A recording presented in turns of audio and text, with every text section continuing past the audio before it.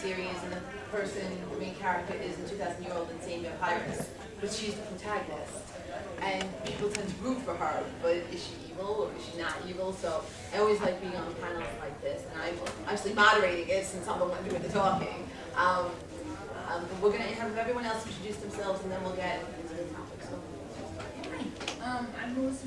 I have stories in last year's Sword and Sorcerers, which is in the dealer's room, and then coming out this month in Sword and Sorcerers, and I have a book on the dragon called Between Worlds. And if you go to Anthology Builder, a lot of my stories are available there if you run up into my collection. And some of them have people in them. Some are kind of great. I am S.C. Butler. I've written a trilogy for Tor called The Stoneways, Leafman's Choice, Queen Ferris. Both of these are available in paperback now. And Magician's Daughter, which just came out in April, final volume, still in hardcover. There are villains, there are definitely villains in these books, but there are also people who don't start out as villains who become villainous by the end of the book. And some of the early villains, one of the villains keeps rescuing our hero from the other two villains. And so his motives can be questioned as well. And so there's a lot of gray. In fact, these books are about the gray in a lot of ways. I'm a strong believer in a hero and a villain, and someone to root for in a book, but I also believe that you can muddy the water a great deal and still get away with it. Hi there, I'm Kim Kavanagh. I want to apologize to the audience as I just did to my fellow panelists. My signing was scheduled for 2:30, so I apologize for that. And my reading's at 3, so you can make that without dying. I write about zombies mostly, so I suppose in a way that's making it more clear cut, because zombies don't usually have a lot of character development going with them. Not a lot of change. You can do some, and I'm doing with around with that a little bit, to where they do seem to develop a conscience as they go. And even if you don't do that, I do think even in traditional zombie tales, a lot of the contrast is between the zombies who are sort of a force of nature. They're just sort of like, if you look at zombie movies, they're a lot more like disaster movies than they're like monster movies or draft, and they're just this force that is pushing on them. So the villainy in a lot of zombie fiction or movies really comes from the way the living people treat each other, which is usually much worse and much more unpredictable and violent than the zombies. That actually was going to be my first question. Are zombies evil? I mean, they're evil the way, a plague is evil, or an earthquake is evil. They're evil in the sense of bad. Right, and that was going to you answer my question. That's why you could leave at 3:30. He's trimming it all in really. Yeah, right. He's condensing the whole thing. We'll be finished. What is your definition of evil? And that's what I want to start off with. The whole thing about portraying evil and gray and the shades of what is evil. And I'll start with a huge question first, and then. But what do you consider evil? I have a hard time believing in complete evil. The whole concept doesn't make sense to me, because I think anything that's alive and has any kind of sentience at all has got to have some part that's at the very least neutral. But can't be evil.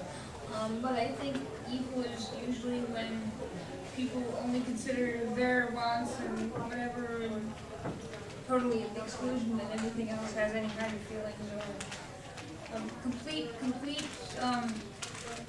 self-interest. And I also have, and malice, I think, is evil too. Consciously setting out to hurt people because they like. My definition would be very, very close to this. Self-interest that gives no respect for anybody else's interest at all. I don't think it necessarily has to be malicious. I mean, you can have very impersonal evil that in some ways can be a very attractive thing to write about, because the impersonal nature of it can raise the conflict. How do you fight against something that doesn't even care whether you exist or not, that is ignoring you? But it's a matter of self-interest, and it's elevated to an extent that others just don't exist.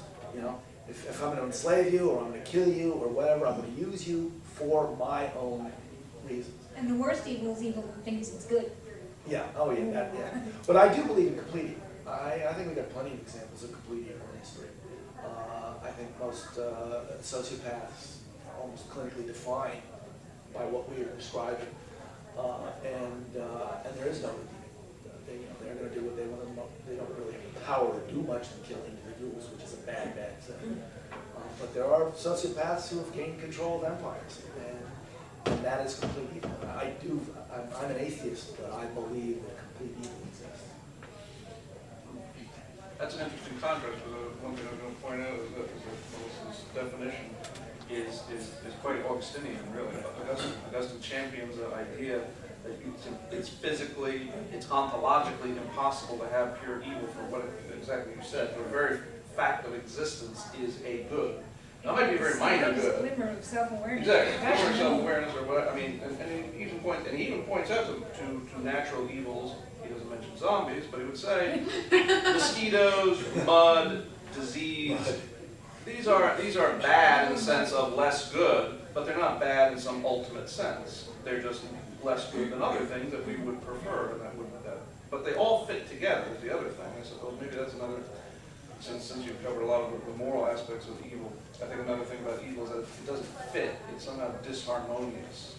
Is another aspect of it. I would almost say too, what there would be an Augustinian element to it as well. I would counter what you said. There has to be an element of self-awareness to be evil. Yeah. Mud can't be evil because it's not self-aware. At least we don't know it's self-aware. Right. Mud is bad. Mud is bad. It's Exactly. out of place. And mud is bad. Mud is bad when it's on my shoes and I bring it into the house where it doesn't belong. That is a human value judgment, not a moral. Correct. Correct. Absolutely. Correct. But a lot of moral judgments do, at least as we experience them, seem to be based on value, on human value. Right, see, he did it again, because I was just gonna say. So is slavery bad? Well, we think so, and I would argue that ultimately it is bad, and it always was bad, but a lot of human societies didn't think so along the way, and said it was okay. Well, there's also many different types of slavery.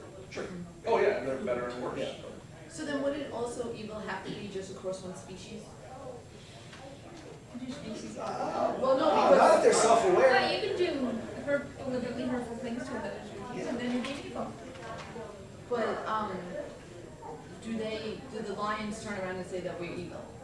We say that if someone Another kills, sentient species. right, we say that, someone who's killing, elephants for their ivory is evil and just for their ivory. Because that's the moral value that we place. The reason why I'm getting into this is because when you start to go into worlds of vampires and zombies and And then they're just trying to deities eat you because it's and hungry. succubuses and incubuses, now you're getting to the point where, and this is an argument or discussion I have a lot because I write vampires. Are they more of an evil person, or are they more like a lion or something for dinner? Well, they're sentient, but they're not human.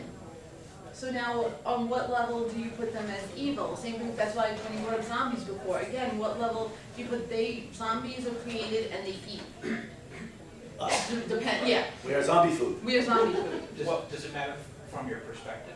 Even on the value system, does it matter from perspective? Because, I hate to use this example, but Hitler didn't think what he was doing was wrong because his perspective on what he was doing was different. Right, and neither did most of Germany.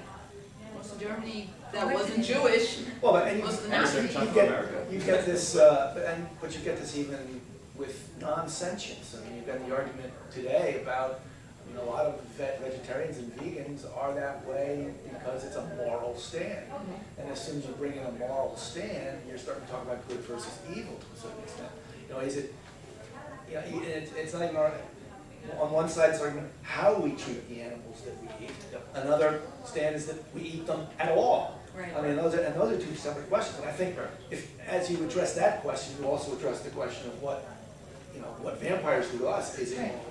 I think you rightly distinguished two separate questions there. I mean, first is the question, to whom do you grant rights in this moral system?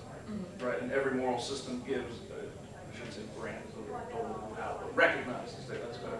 Every moral system recognizes rights among certain things and not among other things, right? I can pick up cup and crush it in my hand, because it has no rights. If I touch you, you have rights, you object. Now, further thing, when you said how we kill and eat animals, that does raise something even within the things that you don't grant rights. Even among the creatures that you don't grant rights to, there could still be an argument as to how you should treat them, we would say humanely or ethically. The Puritans, for all their faults, they weren't big into animal rights, but they did really rail against bear baiting.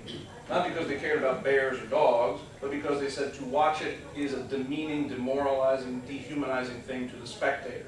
So it brings it back to the person who has rights and who has value, the person. It disregards the dogs and the bears, but it still is a way of forbidding that behavior for what it does to you.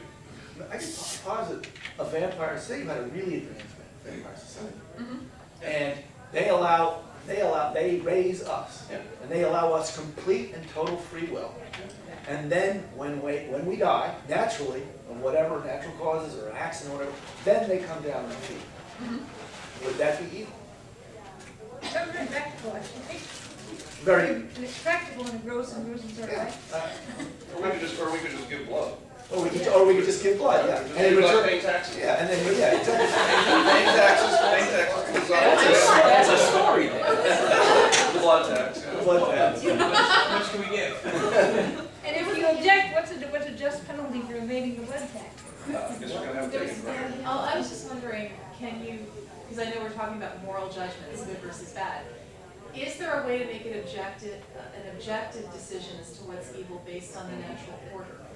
You know, like for example, I know lots of even friends of mine who will say that wolves are inherently evil because they're predators. Well, technically, we are predators, so why the bunny rabbit is good and the wolf is bad, that makes no sense to me. But, I mean, could you argue, like, for example, cannibalism maybe against a natural order, that there's certain things that are sort of natural just by their nature, so that would be good, and that which goes against it would be considered evil? Is there a way of But objectifying? it's physiologically bad to be a cannibal.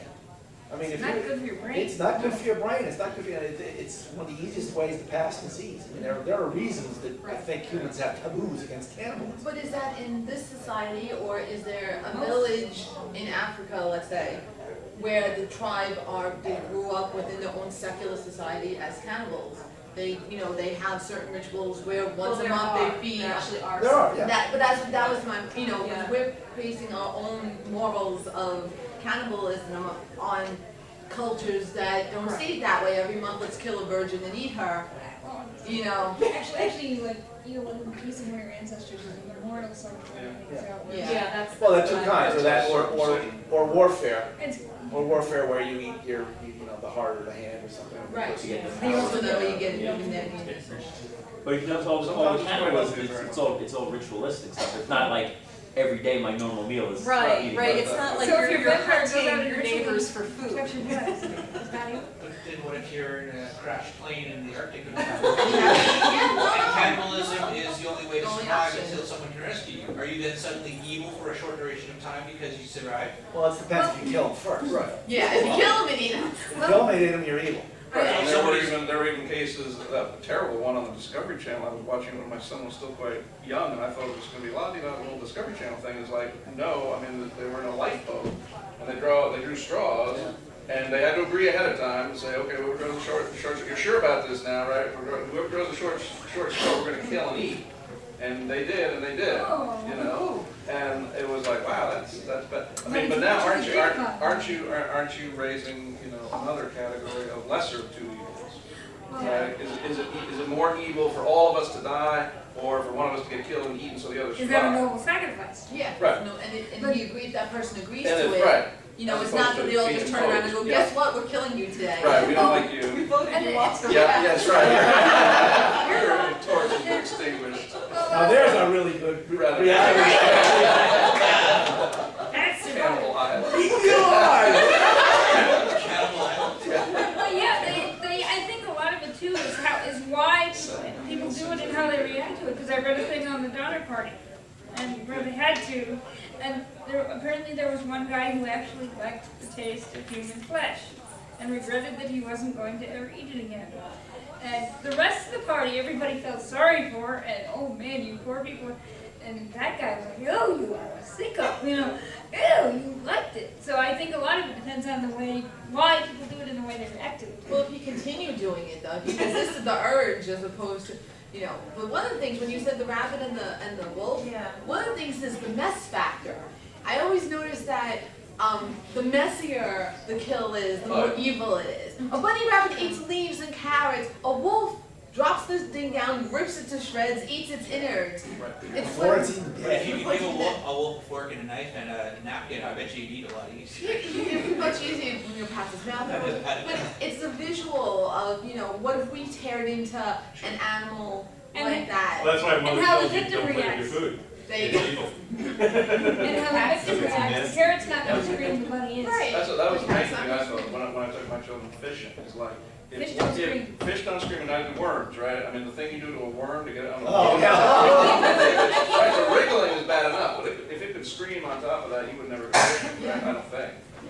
But I can't bait hooks for that same reason, because you can tell it's going, Exactly. It's screaming as loud as it can. I catch But it. it's, but you know, but we're all coming back to the same idea. I mean, it comes back to the same idea. Are you depriving somebody of rights that you have either granted that thing or person, or it has granted itself in a way, which would be the case with other sentient beings? Exactly. Right. I mean, that is something I didn't fully succeed apparently, but I did try to drum into my children, is that you don't seek out insects and torture them, right? Right. Putting it on a hook is one thing. If you sought out insects in order to torture them, that would be something we'd have to discuss, because that's now looking kind of weird and But there's a bad. purpose. Yeah. When you put a Purposeless stuff. right, when you put a worm on a hook, it's to catch a fish to eat, or to put back if it's blood. But to kill, torture, you know, as much as I don't like. Pull the wings off a Yeah, fly. as much as I don't like flies, I'm not gonna go around killing stuff like that either. And you're right, that is and that's like back to the demons and the monsters. If you have vampires who just suck the blood and let them live, as opposed to vampires who kill, suck the blood, or whatever, you know, it goes. So that's going towards an intent then.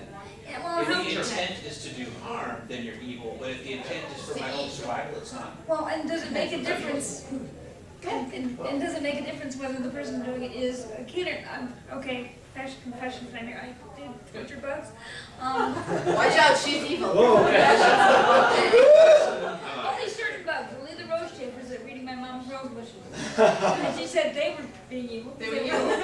So does it make a difference if the creature is Doing innocent? Because it doesn't know any better. Is that creature as evil as one who knows what You mean Well, that comes back to self-awareness. self-awareness, yeah. and civilized? Is it civilized? Is it taught? Does it know right from wrong? You know? I mean, Is that the evil? fact that anybody would call a wolf evil, just, I The find. wolf has no fear. The wolf is like hungry, Yeah, I rabid, find it eats. rather horrific. Yeah, I mean, you might object It's to. gross, it's gruesome, it's upsetting. I don't like to watch it, but the wolf isn't intentionally going, ooh, I'm going let's to make the kill bunny that. scream. You know? Now, if the wolf was chasing multiple bunnies over and over again and killing because it loved the blood. And then just bleeding let it everywhere, walk away. That just would be. leaving the bleeding It's everywhere and like, dying. like Cujo. Cooch. Yeah. Oh, wolves have been known to do Well, that. but on the other, but yeah, exactly. Just for sport. Yeah. They will go into a chicken coop, they'll just fling them all out and kill them all and not eat a single one. My wife Is raised that chickens. evil or instinct? Oh, and my wife raised chickens in Utah, and she had a dog that was a wonderful dog, a smart dog. That dog's joy in life was getting the coop, and it didn't eat the birds. It just killed them. Cats are the worst. And is that dog evil? Well, but that's No. instinct though, because Yeah, my I dog, cat evil. No. because you know my dog when I lived, well, I was gonna say upstate, but now it's downstate. I lived in Kingston. My dog would just show up at the back door with whatever rodent it caught, and it's like, gee, thanks, but it's Trophy. yeah, but it's Cats are designed to kill. Well, no, you were Cats supposed, exist to kill things. and you're supposed to share that with the dog. The dog really wants you to eat it with it. Oh, Yes, see, I didn't get that. So it's pretty accurate. But you get the first bite. Yeah, exactly. Go for the head. You get the squishy bits. It's saving all the best squishy bits. But that's what I mean, but it's instinct, like my dog still tries to chase after stuff and still tries to, and to me that's, we go back to self-awareness again. Animals are pretty much programmed, this is what you do. Where humans are said, well, this is what you should do. this is what you know, you could do this, but, you know, it's better if you do this, and now you choose. And I think part of it is having the choice of A, B, and everything in between A and B. And it always helps the discussion, if you try to substitute good and bad instead of good and evil, to see if it's making sense. And instincts, which presumably have some evolutionary value, let's not even say good, right? They have some survival value.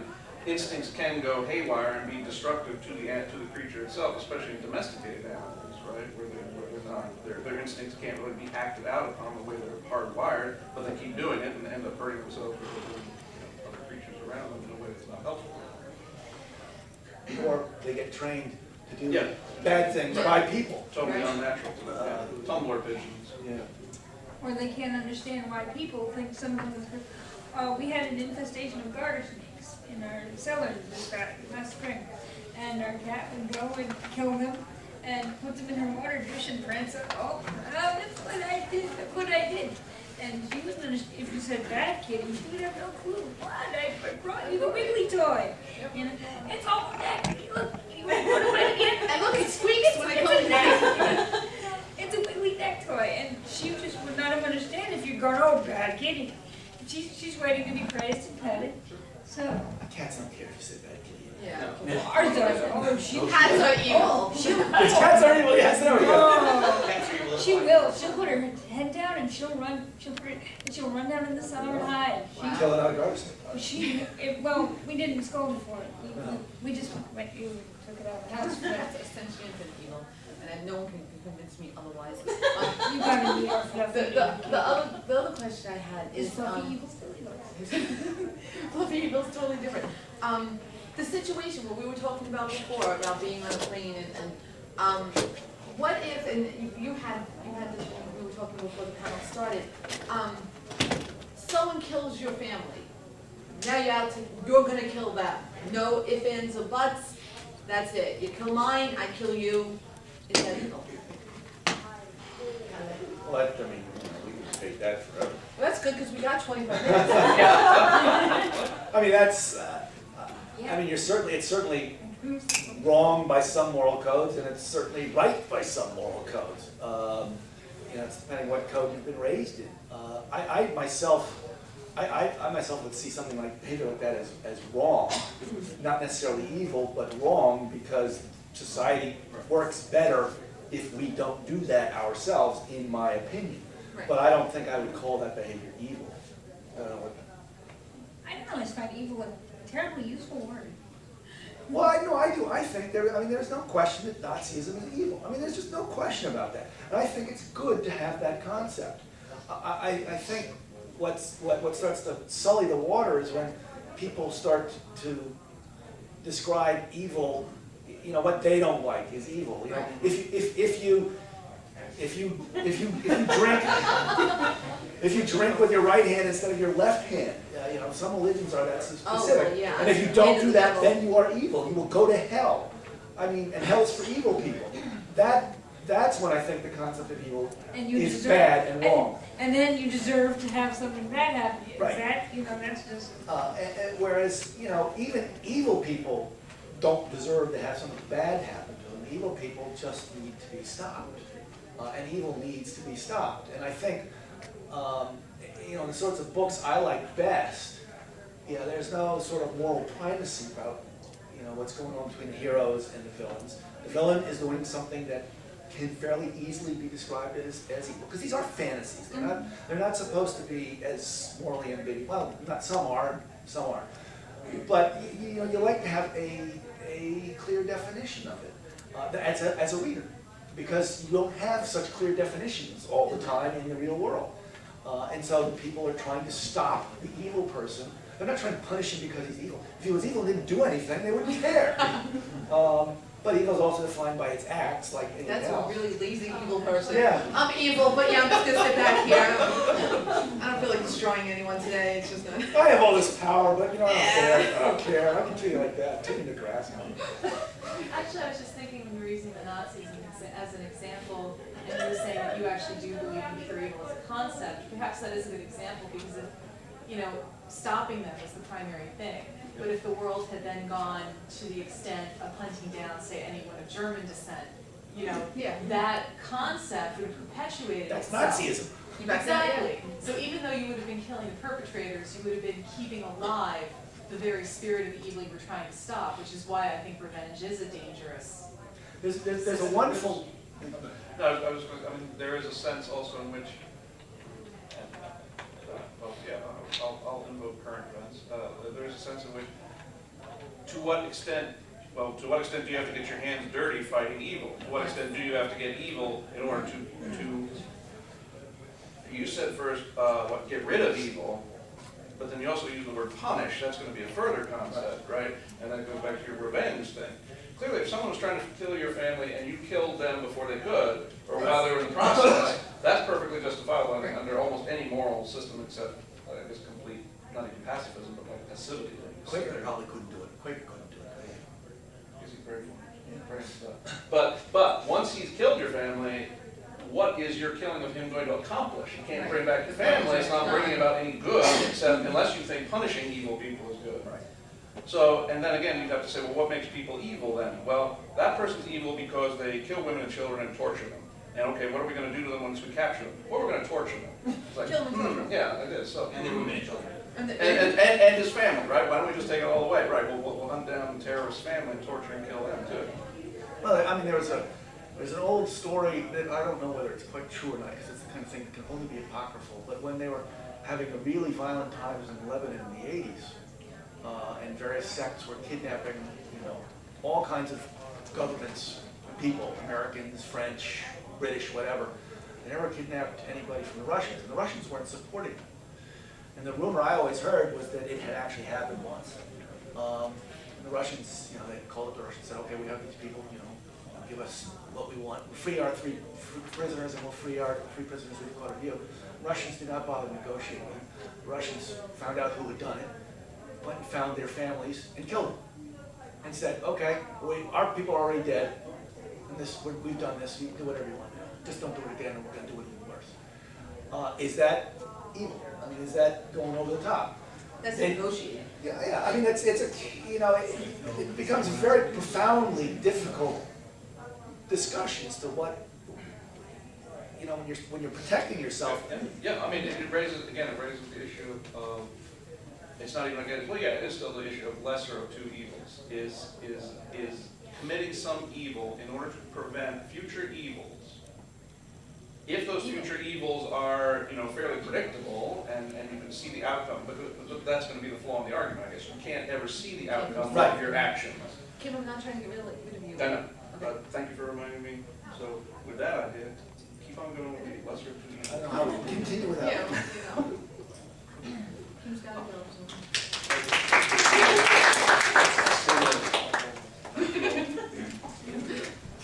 Well, what you were talking about before about the Nazism being evil, at what point do you hit evil? Because it's like in any army, I always was fascinated by this concept.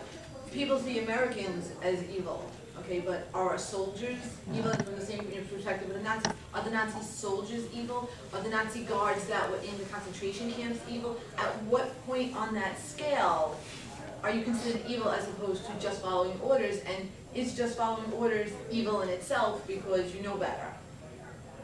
There's that. But then the other argument is that if you didn't follow orders, you end up on the other side of the cage. Exactly. So is it self-preservation? And the threat is real, so what are your Or your options? kids end up on the other side of the cage. Yeah. I mean, I know that's why we have courts, and I mean, it's very in real life it is extremely situational, and it's extremely ambiguous. I mean, that's why you have courts of law. Give everybody their chance to say their case and find out whether it's sometime the guy who went after the guy who killed his family, and he gets caught. He kills the guy who killed him. He gets caught. Sometimes he's going to get let off. Sometimes he's not going to get let off. It depends on the jury. It depends on a lot of things. And I think too, notwithstanding what I said before about good and evil in a book, the more interesting books are going to be the ones where you're bringing up some of those questions and you're exploring. Whether it's a fantasy.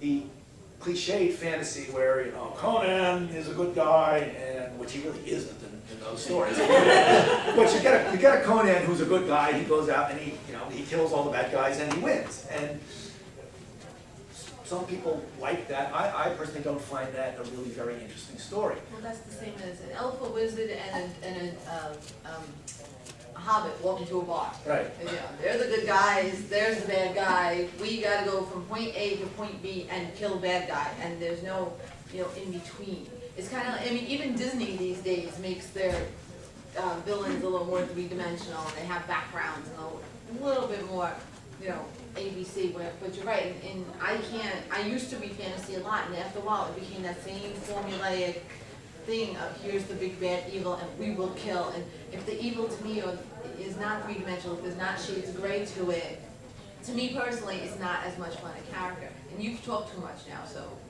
no, in your opinion, I want your opinion.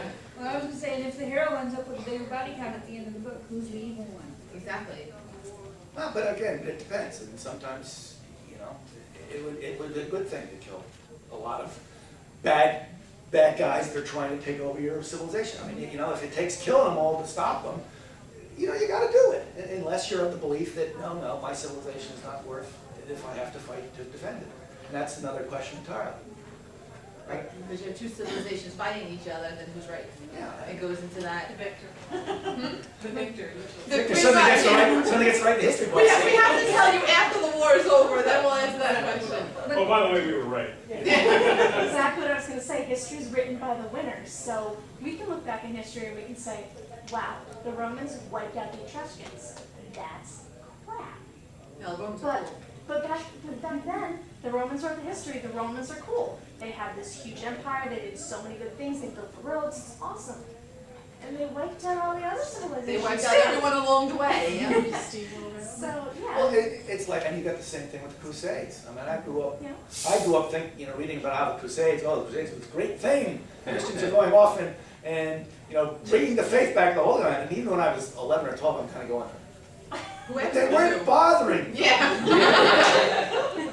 But now the history books say completely the opposite, because our view has become much more critical of that sort of thing, which is a good thing. Can I shamelessly plug a couple of friends? Sure. In context.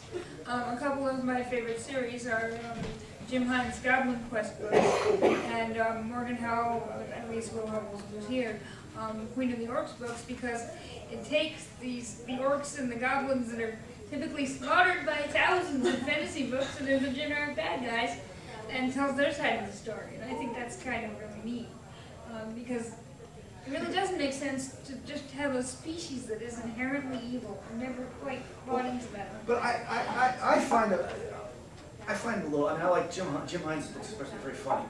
Oh, is But- that right? But you know what? He's not really writing about bad goblins.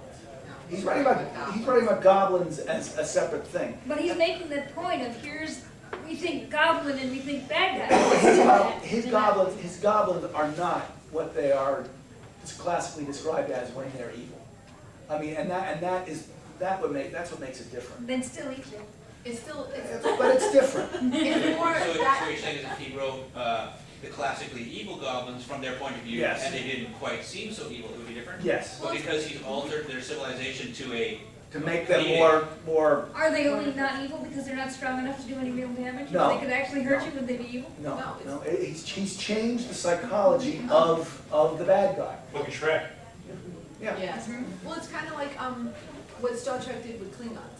Right. Because Klingons, at first you just knew they were Klingons because they had the goatee and Tribbles didn't like them. But they were the bad guys. And then as it progressed to the fifth movie, now you know more about Klingons. Then Klingons started, there was more than one type, but they were inherently the bad guys. And then Star Trek came out with the epitome of the bad guy, which was the Borg.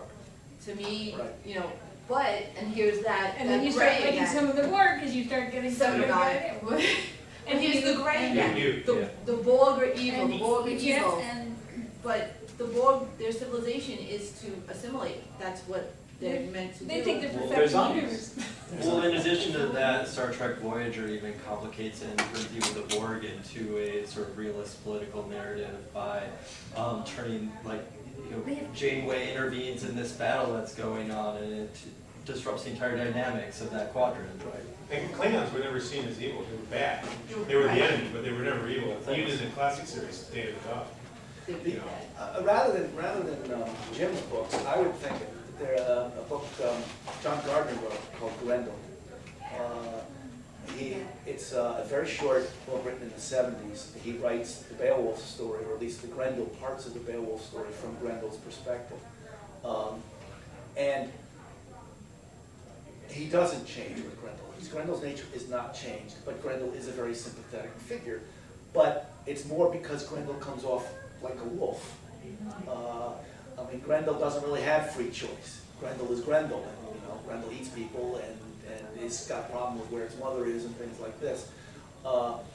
And I think he pulls that off to a better perspective, but he does it not by changing the nature, but by, in a way, animalizing taking away the free choice aspect of it, which, and again, maybe you could do this with orcs. Maybe orcs have no free choice, except that, if you look at orcs and Tolkien, orcs are corrupted elves. Right. And some were corrupted by Sauron, or Sauron's predecessor, and some weren't.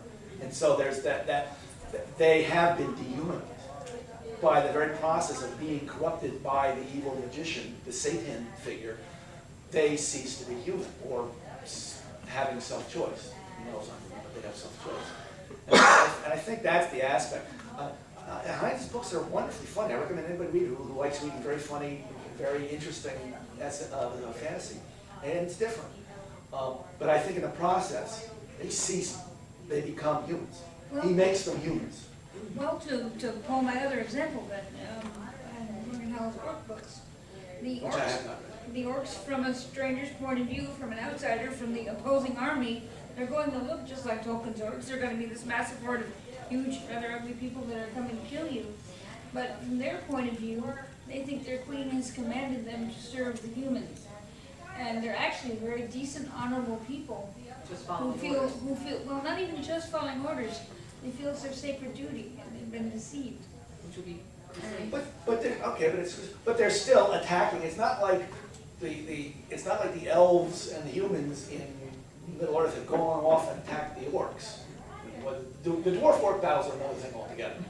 The fact of the matter is the orcs and the Easterlings and Sauron have attacked the people in Middle Earth, and so that These books, the humans started it. well, but then that's changing the stakes. That's changing the stakes completely, I think. Right. And then, but back to the evil part. But What you were talking about with, looking at Grendel, I thought of Wicked. I haven't read Wicked, Oh, but I've yeah, that's heard, another reason. right, that, I tend to stay away from that just for the fact that I like the Wicked Witch as she is. I grew up with the Wicked Witch being, and actually even in the movie, and this goes back to you killed mine, I'll kill yours, the house was dropped on her sister. Right. But nobody did that on purpose. Yeah, but still, if she has in her head that Dorothy did it, And they're her shoes. and then her shoes, she stole it, not only did Dorothy, It's she stole her shoes! And they're nice shoes. It's a classic estate battle. It's a classic estate battle. For the time, those sparkly ruby stuff, those were. There's silver in the books. I don't want it. The books are actually silver. But that's, So, whoever read they're not getting Wicked, the payless.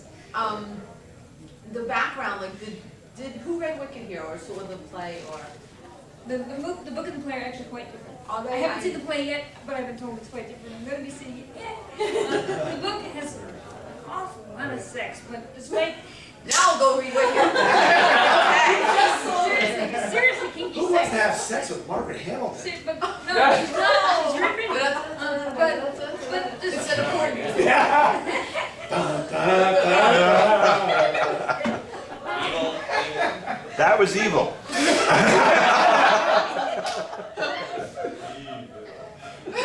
But despite the kinky sex, it does give you a whole different perspective on both of the witches.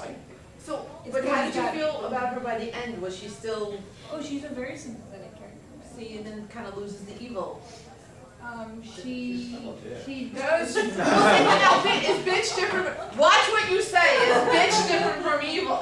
Is she a bitch or a biatch? Yeah. The book that I've come, that I always refer to, and that really just shows evil from the other side, and it's evil. There's no sympathy involved at all by the end, is Perfume, which was made into a movie a couple of years ago. It was a German novel translated into English in the 80s. And they made it into a movie a couple of years ago. I think they called it Perfume. You read the book? I haven't read the book, but I saw the movie, it was creepy. I didn't either. The book is a wonderful book. It is really a wonderful book, and the person, I mean, it's a mass murder. It's a book about a mass murder. And you know why the person does it, and you have no sympathy for him whatsoever. You are rooting against him throughout, but it is wonderfully done.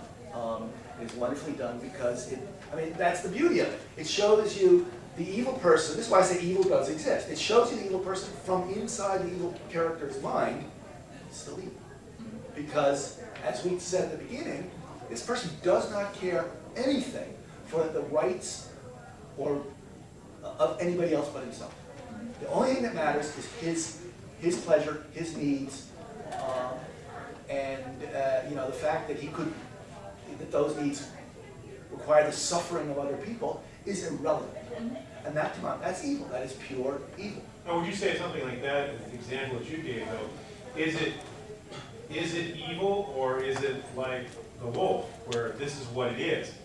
Wouldn't it come, you have to add the element of choice, right? Yeah, you have to add the element. He understands. Yeah, that's Understands. he had the choice of doing this or not doing this, Right. and because he chose to do it, that's what made it evil. Right. If you have a brain tumor or something like that, and you have no choice in the matter, then your acts are evil, Yes. and you should be exterminated, you should be taken from society, however, like a rabid dog. Right. But that wouldn't be evil. The acts are evil, but you or yourself are not evil. However, if you say, I choose to do this, knowing it is wrong, knowing society does not approve of this, because this is what I want, regardless of cost, to other people, that becomes true evil. Well, and now some people, there are people who would obviously argue that there is no such thing as true evil, and that there is some, it may not be as physically manifest as a tumor, but it may be manifest in things like hormonal imbalances, or Well, I gave you, I gave you the example where the choice is Murderous removed from you. PMS. Your ability to choose is removed. But my response would be, this guy, yeah, okay, maybe he's damaged, so he doesn't understand it emotionally, but he does know it intellectually. And I think if you know it intellectually, I mean, that's why, we don't try to cure mass murderers and send them back out, because they know it intellectually. They know intellectually what they're doing is wrong, so we put them away forever. Well, at what stage in human development does somebody develop that intellectual capacity to make that decision? And what kind of environmental and upbringing did that person need in order to support that decision-making process? Because if somebody who lives on the streets and has had no education and has no upbringing, no family or friends, is living like an animal, because he's shown in the beginning, But he's That's different. That's different. That's survival. Most mass murderers have not grown living. Most mass murderers have probably been abused as children. I mean, there's a very Yeah. definite medical profile for sociopaths. But isn't the character in Perfume, isn't he poor off the That streets? so bad, that I don't remember. But there's a point where he becomes wealthy and he can stop. Well, he's working for somebody. But he can't He stop. could stop, yeah. Okay, your hand was up, you can answer. What I was gonna say is that sociopathy is a recognized medical Right. condition, Right. like you just said. So how is that any different from having a brain tumor? You still have a medical condition. You might know right from wrong intellectually, but you still can't control it. How is it any different? Well, it's a choice I make. Of course, You can make that choice either way. I'm not arguing that my choice is right, because there are certainly valid arguments to put down on the side that it is just a medical condition. I think because the person intellectually knows And just chooses. and chooses anyway. Maybe I'm wrong. I could easily be proven. It's still something that's open to debate. But you're absolutely right. And that actually was the point I was trying to make. It's like having a tumor. Medical science thinks it's like having a tumor. One of the best shows to watch on this topic. Dexter. Well, Dexter was one. I haven't seen Dexter yet, so I can't. But Criminal Minds goes a lot into that on Channel 2, I think it's on. And it's the FBI. They hunt down murderers, and it's this whole background on why they do it. Are they sociopaths? Are they this? Are they that? And every once in a while, the Law and Orders will have it where they capture a kid, because we were talking about, you know, and you could see the way the actor is or whatever that they're playing, like you're looking at nothing. There's just a sociopath there. House Look did at that. House did it too? House did one like that, yeah, there was this character that, where they've been this horrible criminal, and they discovered, and he was on death row, and they Yes. discovered that he had something wrong with him that was causing it, and so somebody else said, so are you going to ask him to get pardoned? And he said, no, because what about all the other people who have the same condition and manage to control Right. the impulse? It was really, Well, I was just saying, one of the most frightening things I've ever seen was a nonfiction documentary type program, I can't recall the name of it, but somebody, I think it was a psychiatrist or a psychologist, was trying to cure people with psychopathic tendencies and criminally insane, so to speak. And she was working with these people who were serving like consecutive life sentences. And this one guy was interviewed after going through this program, and what made my blood run cold is he said, oh, I thought it was wonderful. He said, I still enjoy killing people, and heck, I do it again, but this told me how to blend in that much better. Oh, that's great. He said this program told him exactly how to fake it. Hannibal Lecter. And Sociopathic I was behavior just has thinking no. to myself, has no I cure. have a hard time thinking of that as a clinical disease. To me, looking at that and seeing that guy smiling and happy as can be about it, looking into the camera, that did seem to me like pure evil. I'm thinking back and then. Well, I was just gonna say, you were talking about Criminal Minds. Dexter actually deals with a character who is completely ill. And knows it. And knows it, and cannot stop the impulse of killing. He kills in every episode. So is But- he evil or is he? That's a really good question, because, I mean, I'm halfway through the third season, and I still haven't decided. See, I, Because he works really hard on choosing well who he kills. no, it's, No, I mean, he it's a very really, interesting- he is I vigilante, kind of. yeah, he's a cop. He's a He is a forensic. cop. He's He's a he's not a cop. He's a forensic Scientist. investigator. Yeah. And I've never seen the show, but I've read the book, and it was very, very interesting because I loved the first half of the book. I thought it really, really got his mind wonderful. His state of mind. I mean, he doesn't get it. He doesn't get being normal, and he has these impulses. And He does, he works to try to but in the get book, emotion. in the book, it all breaks down at the end. And to my mind, in the book, he becomes evil, and that was why. You know, I'm not sure the show is gonna go differently. Yeah, and I don't know. This is just the first novel. There are like 4 novels, and to my mind, I never read the others because to my mind, the author broke the tension. By, in my opinion, a lot of people don't. It's like this. People don't agree with the way I interpret this. My intention was all in: is he going to break? Is he going to break? And then he to my mind, to my mind, he broke at the end of the first book, and so I don't have any desire to read the others. But by playing it on that tightrope, it's to me, it's exact. He is making that conscious choice. He's still a psychopath because he kills mass murderers. He kills people that escape. You know, he comes back to the question of do you have the right to kill somebody, Right. except he doesn't even have an attachment to them. He just kills them. But he thought about it again. But he thought the about choice again. And it's interesting because it makes it a very gray area. I mean, it's a very gray There's area. that whole grade that we have. But as soon as he acts in a way that is only satisfying his urges, and he knows this, to my mind, okay, you've just ruined the tension. Now maybe, for people just like the basic story, he gets it back, and the next book is the same thing, and the third book is the same thing. But to my mind, it was interesting, because it really is a fascinating book. It's fascinating the way it's done, and the show maybe stretches it out. I've heard the show's even better. The show doesn't follow the books Really? much at all. Okay. And Well, they because are, sometimes they are can't keeping for a attention. series. For a series, you kind of have to change things around if you No, want no, to I continue understand to- that, But if they do it well, then, yeah, I they are wrote a keeping series. attention, and I still haven't decided whether, I mean, I watch it, I'm fascinated by it, and I feel like I need to take a shower after every episode. You had a question, and then we have only like 5 more minutes, so we're gonna open the floor to questions. We were talking a lot about the development of their decision-making process and things like that, and I just wanted to throw out a nonfiction book I read a little while ago called Why They Kill. And it's a criminological study done back, I think it was in the 80s. It was criminologist went and actually did sit-down interviews with violent criminals, and actually documented information about them and tried to piece together what kind of a process an individual has to go through to develop into the kind of person that can look at another human being and kill them and either have no remorse or be okay with it. And so it's really interesting for developing your characters or whatnot, or understanding some of these shows we watch or whatnot. I just want to mention another series that I just started, Fire Logic, Laurie Marks. It's interesting in that the first book, it's societal evil. And in the first book, there's an invading country that comes in and starts just killing everybody. And by the third book, you now have insight into that invading, and the evil comes from those who were invaded who aren't willing to reconcile. So what's happened is now the leaders are trying to reconcile, and it's those who want revenge who have become the evil.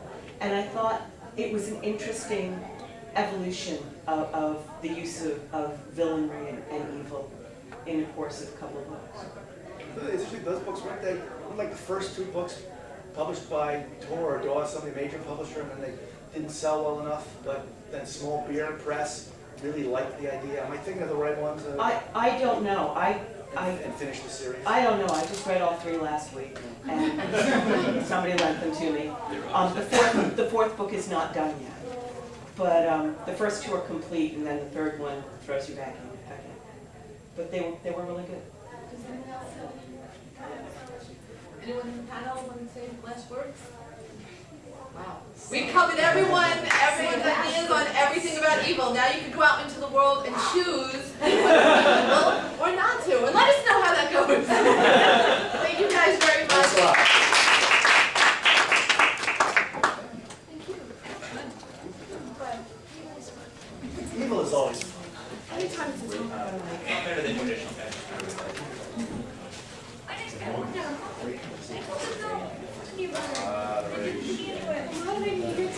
Kind of get to sit back and just. Yeah, but